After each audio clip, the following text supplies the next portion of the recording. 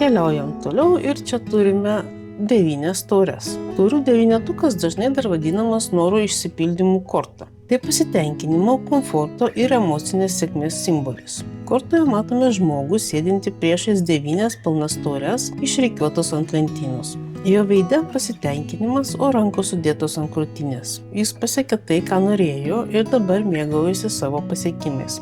Ši korta kalba apie asmeninę laimę, gerą sveikatą ir malonumus. Tai metas, kai gali pasakyti, aš esu patenkintas savo gyvenimu. Tai korta apie sėkmę, kurią susikūrei pats ir sugebėjimą tuo mėgautis čia ir dabar. Taurių devynetas moko vertinti tai, ką pasiekėm ir leisti savo atsipalaiduoti. Tai emocinio stabilumo viršūnė.